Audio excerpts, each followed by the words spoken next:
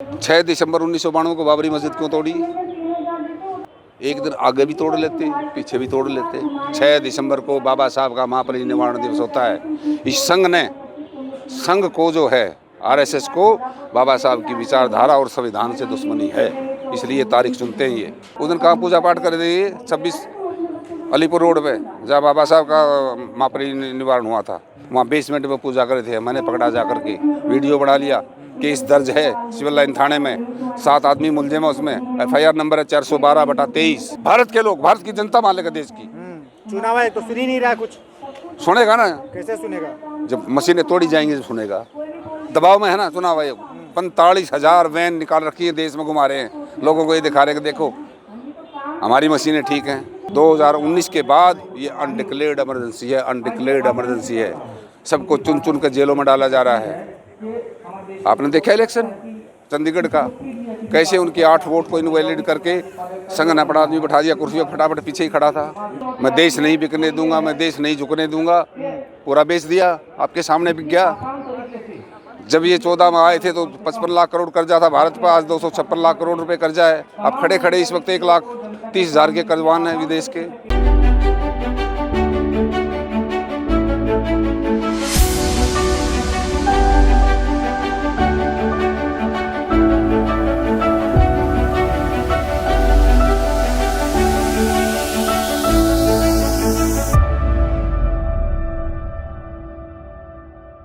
तमाम social media के बहुजन पत्रकारों, सबसे पहले तो आपको जय भीम, क्रांतिकारी नीला सलाम, जय संविधान, जय विज्ञान। मेरा नाम है वीर सिंह और मैं भीम आर्मी आज़ाद समाज पार्टी का दिल्ली प्रदेश सचिव हूँ। दिल्ली प्रदेश के अध्यक्ष हैं। आजकल ये देखा जा रहा है कि ईवीएम पे आप लोग बहुत ज़्यादा जूझ रहे हैं, क्या चक्कर है?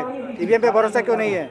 ईवीएम हटाइए, देश का लोकतंत्र बचाइए, बीच में कोई ऑप्शन नहीं है। और इसके लिए पूरे देश में बहुत आंदोलन हो रहे हैं। महमूद प्राचा, भानु प्रताप, ये सुप्रीम कोर्ट के वकील, इन्होंने मिशन सेव कॉन्स्टिट्यूशन नाम से संस्था का गठन किया है और पूरे देश में घूम घूम करके लोगों को ये तैयार कर रहे हैं कि ईवीएम हटाइए, लोकतंत्र बचाइए। मोदी जी से हमारी पर्सनल कोई दुश्मनी नहीं है। वो बैलेट पेपर से 543 ले जाएं, हमें कोई दिक्कत नहीं है, लेकिन ईवीएम पे हम वोट नहीं करेंगे। ईवीएम को तोड़ेंगे। वामन मेहर साहब ने यहाँ देख लिया था 31 तारीख को कितना लाखों लोग थे यहाँ। मोर्चे तैयार कर लिए हैं पूरे स्टेट वाइज। ईवीएम पर चुनाव नहीं होने देंगे, किसी कीमत पर नहीं होने देंगे। ये सरकार अपनी जिद छोड़े, सब कुछ को गुलाम बना लिया है। सारी संवैधानिक संस्थाओं पर आरएसएस ने कब्जा कर लिया है। उधर रितु बैठी 135 दिन से लगातार, 165वां दिन आज वहाँ लाठीचार्ज किया परसों। सारे पत्रकार बंधुओं को भी पीटा है। बचा क्या है देश में? मैं देश नहीं बिकने दूंगा, मैं देश नहीं झुकने दूंगा, पूरा बेच दिया, आपके सामने बिक गया। जब ये 14 में आए थे तो 55 लाख करोड़ कर्जा था भारत पर, आज 256 लाख करोड़ रुपए कर्जा है। अब खड़े खड़े इस वक्त 1,30,000 के कर्जवान हैं विदेश के। बचा क्या है? और ये संघ ने कभी संविधान में विश्वास नहीं किया। आप डेट वाइज सुन लो मेरे से। 26 जनवरी 1950 को जैसे ही संविधान लागू हुआ तो आरएसएस ने बाबा साहब के पुतले फूके थे और संविधान की कॉपियों मांग लगाई थी। 9 अगस्त 2018 को यही संविधान की कॉपी मांग लगाई थी। वो सारे घूम रहे हैं ना। नहीं, वो ठीक है, एक अकेला कहा जाता है कि एक अकेला सब पे भारी। अरे भारी है, अरे सब लोग मिलकर चौतरफा। अरे सुनो, राजा की जान तोते में है। ईवीएम हटाइए, 100 सीट ला के दिखा दीजिए मुझे, मेरा चैलेंज है। और ये अब ये क्या नाटक किया? ये सारी उम्र आरएसएस इनको गालियाँ देती रही, कर्पूरी ठाकर को। आज उनके जो है ना 100वें जन्मदिन पे इन्होंने भारत रत्न दिया है और उधर आडवाणी जी को भी दे दिया। जो रथ यात्रा लेकर चले थे, रामलला हम आएंगे, मंदिर वही बनाएंगे। आप लोग गुलाम हो चुका है देश। आप कब मानेंगे? 28 मई को सिंघोल की स्थापना कर दी नई पार्लियामेंट में। यही पहलवान लड़कियों पर लाठियां बरस रही थी और उधर सिंघोल का जो ना रखा जा रहा था। अब कुछ बचा है? वो डिक्लेयर थोड़ा करेंगे, डिक्लेयर नहीं करेंगे, लेकिन काम संविधान के खिलाफ किया है। 2019 के बाद ये अनडिक्लेयर्ड इमरजेंसी है, अनडिक्लेयर्ड इमरजेंसी है। सबको चुन चुन कर जेलों में डाला जा रहा है। आपने देखा इलेक्शन चंडीगढ़ का, कैसे उनके 8 वोट को इनवैलिड करके संघ ने अपना आदमी बैठा दिया कुर्सी पर, फटाफट पीछे ही खड़ा था। उधर हेमंत सोरेन को गिरफ्तार कर लिया, मुंह की खाई ना वहाँ। और हो सकता है ये जो ना अब फ्लोर टेस्ट होगा बिहार में भी, खेला कुछ हो सकता है, मुझे ऐसा अंदेशा है। देश का लोकतंत्र बचाने के लिए एक एक भारत का नागरिक सड़क पर उतरे और ईवीएम का विरोध करे। बस ईमानदारी का इलेक्शन हो, कोई जीते, लेकिन इलेक्शन पे कब ये जो ना अब लोकतंत्र पर डाका नहीं डालने देगी जनता, खड़ी होगी है। उधर उधर किसान जो है दिल्ली में प्रवेश कर रहे हैं, उनके बारे में क्या ख्याल है?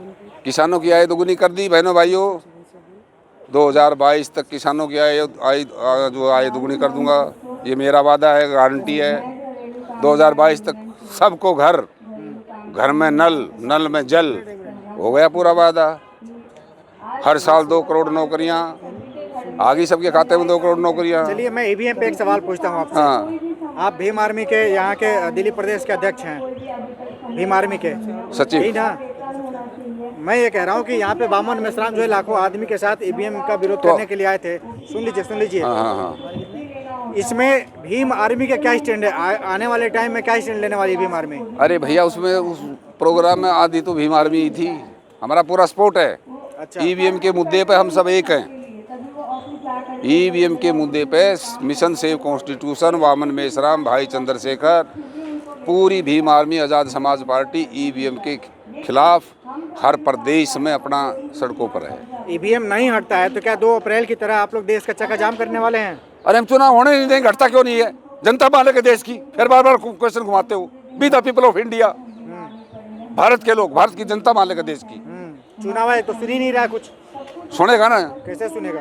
जब मशीनें तोड़ी जाएंगी तो सुनेगा। दबाव में है ना चुनाव आयोग। 45,000 वैन निकाल रखी है, देश में घुमा रहे हैं, लोगों को ये दिखा रहे हैं कि देखो हमारी मशीनें ठीक हैं। आज से पहले घुमाई थी कभी? दबाव में है चुनाव आयोग। जो मेन विपक्षी पार्टियां हैं वो क्यों नहीं सामने आ रही? सब आएंगी, समय है, अब सब आ जाएंगे। इंडिया गठबंधन से भी गुजारिश है, खुल के ईवीएम का विरोध कीजिए, नहीं तो आप कितनी बार जोड़ो ना यात्रा करते रहो, आपका कुछ नहीं होना। एक सवाल आपसे है कि 19 लाख ईवीएम जब देश से गायब हो जाती है, चुनाव आयोग के कान पे जू नहीं रखता, प्रधानमंत्री को कोई फर्क नहीं पड़ता है। अभी एक ईवीएम जो है महाराष्ट्र में गायब हो गई है, चुनाव आयोग की रात की नींद हराम हो गई है, तो क्या कहना चाहते हैं? ये 19 या 20 लाख मान्यवर मशीन गायब है, बॉम्बे हाई कोर्ट में केस पेंडिंग है, फिर घूम फिर के वही बात आ जाती है कि पूरी हाई कोर्ट क्या, सुप्रीम कोर्ट क्या, पूरा कॉन्स्टिट्यूशनल जो बॉडी है उसके ऊपर इस वक्त आरएसएस का कब्जा हो चुका है। और ये सरकार इस पार्लियामेंट से ना चल के नागपुर से चलती है। ये मोहन भागवत के प्रति जवाबदेही है हमारे माननीय मोदी जी की। ये नहीं सुनते और किसी की जिद्दी हैं, ठीक है, इन्होंने जो दिल में आया ऐसे ही फेंक देते हैं। 8 नवंबर 2016 को नोट बंद, 50 दिन बाद दे दो बहनों भाइयों, फिर बता देना चुराया। अब वो 2000 का नोट जब चलाया वो सही था या अब बंद किया, या दोनों फैसले तो सही नहीं हो सकते। कहाँ से आप जो ना जवाब लोगे?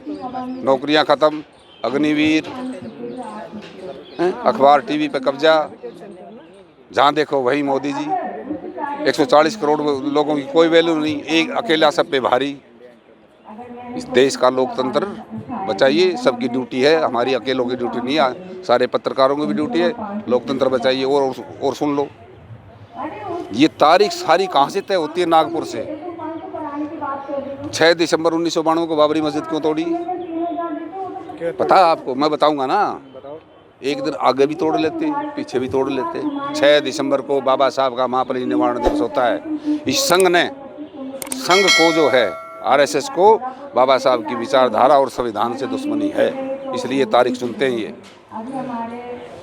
28 मई सिंघोल रखने की तारीख क्यों चोरी? बताओ, आप तो बड़े पढ़े लिखे पत्रकार हैं, पता है आपको? कि नहीं, बहुत बढ़िया बात बता रहे हैं, बताइए। 28 मई को जब नई संसद का उद्घाटन हुआ, वो सावरकर की 140वीं जयंती थी। ऐसे डेट चुनते हैं, ये नागपुर से होती है डेट फिक्स। अच्छा। और अभी ये 22 जनवरी को रामलला में प्राण प्रतिष्ठा क्यों की? अच्छा। इसका भी एक बहुत गहरी साजिश है। पता आप लोगों को किसी को 22 जनवरी का क्या इतिहास है? बताइए। 22 जनवरी 1947 को जब संविधान बनने की प्रक्रिया चालू थी तो संविधान सभा ने और ड्राफ्टिंग कमेटी ने डॉक्टर भीमराव अंबेडकर ने भारतीय संविधान की प्रस्तावना को पास किया था, इसलिए ये 22 जनवरी चुनी है प्राण प्रतिष्ठा की। अच्छा, बताओ ये संयोग है या प्रयोग है? बताओ वो। आपका क्या ख्याल है? मैं तो स्पष्ट कह रहा हूँ ना, नागपुर से। क्या प्रयोग है? हाँ, अरे ये प्रयोग है, करके देख रहे हैं कि जनता में कुछ दम है या नहीं है, अच्छा, कुछ जनता पढ़ी लिखी है या नहीं है। 17 सितंबर को पेरियार की जो मतलब डेट हाँ होता है उनका, हाँ, वो केस भी मैंने दर्ज करा रखा है। इसके बारे में अरे सुन लो ना, उस दिन कहाँ पूजा पाठ कर दी 26 अलीपुर रोड पे, जहाँ बाबा साहब का महापरि निवारण हुआ था, वहाँ बेसमेंट में पूजा करे थे। मैंने पकड़ा जा करके, वीडियो बना लिया, केस दर्ज है सिविल लाइन थाने में, 7 आदमी मुलजिम है उसमें, FIR नंबर है 412/23, ठीक है। और नेक्स्ट डेट 14 मार्च की लगी हुई है, रूम नंबर 350 30 कोर्ट में, सेशन कोर्ट में। जय भीम। देश का लोकतंत्र बचाइए, संविधान बचाइए। लोकतंत्र और संविधान दोनों खतरे में है। देखते रहिए नीलकमल टीवी। आपको अगर हमारा वीडियो अच्छा लगता है तो हमारे चैनल को सब्सक्राइब करिए, वीडियो को लाइक करिए, शेयर करिए। धन्यवाद।